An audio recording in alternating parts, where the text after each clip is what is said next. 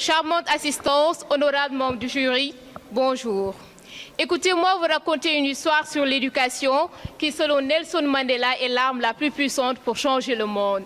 Il était une fois où Ousseynou et Ndeye partageaient le SEM de Ndiaoudoune. Le premier habite à Ndiaoudoune et la seconde à 7,6 km du collège dans un village enclavé appelé Mahana.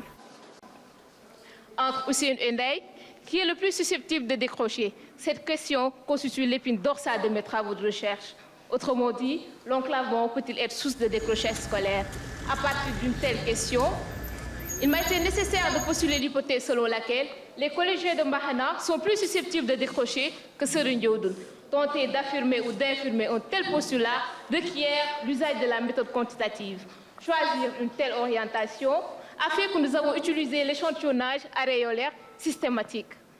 Le choix d'une telle orientation fait que nous avons utilisé l'échantillonnage aréolaire simple, mais également le questionnaire administré auprès de 60 collégiens, dont 30 cas à Ndiaoudoune et 30 cas à Mahana. Les données issues de ce questionnaire sont passées par le filtre de l'analyse bivariée avec les tableaux croisés, le test du carré et le V de Kramer à travers le logiciel SPSS. L'application d'une telle méthodologie a abouti à deux principaux résultats. Primo, les collégiens de Mahana ne sont pas plus susceptibles de décrocher. Ceci se voit clairement car 88% des collégiens de Mahana n'ont pas du tout l'intention d'abandonner contre 77% de ceux de Ndiaoudoune.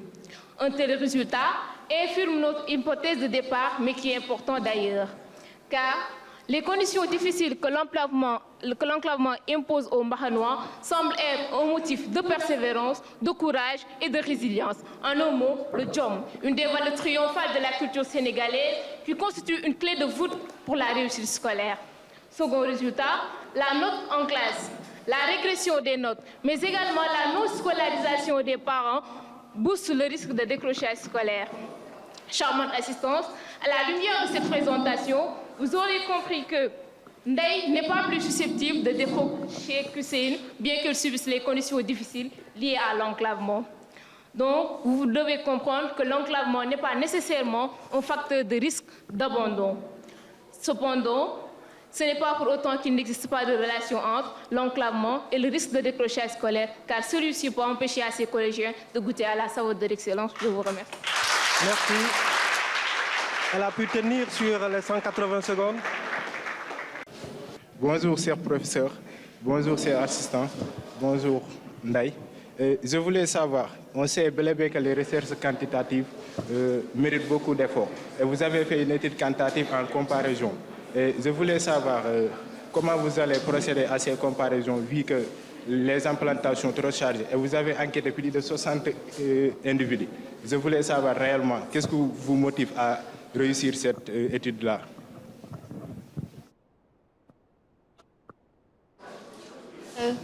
Merci, monsieur, pour votre aimable question. J'avoue que ça n'a pas été facile de faire mon terrain parce que j'ai attendu les grandes vacances pour quitter Dakar et venir ici à Saint-Louis, précisément au village de Mahana, pour faire mes enquêtes.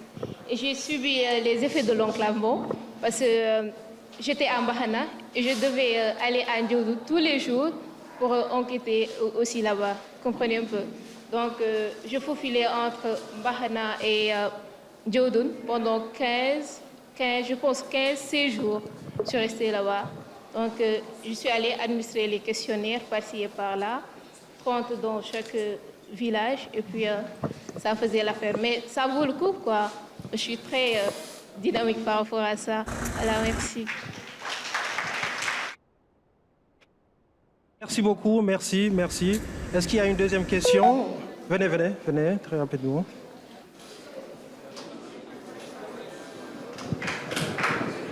Désolé de rater une deuxième fois.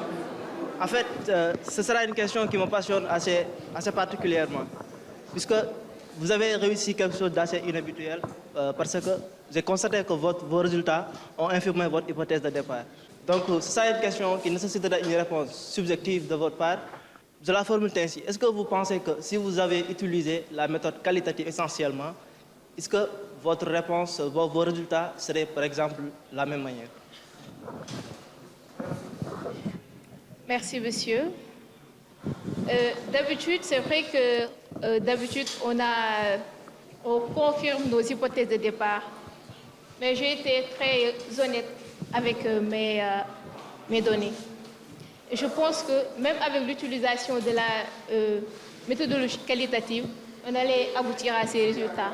Parce que déjà, quand j'ai fait les pré-enquêtes, en tête, subjectivement, j'avais su qu'il y avait plus de jom, il y avait plus de persévérance. Ces valeurs que l'on relève souvent au second plan, qui doivent être mis au devant de la scène.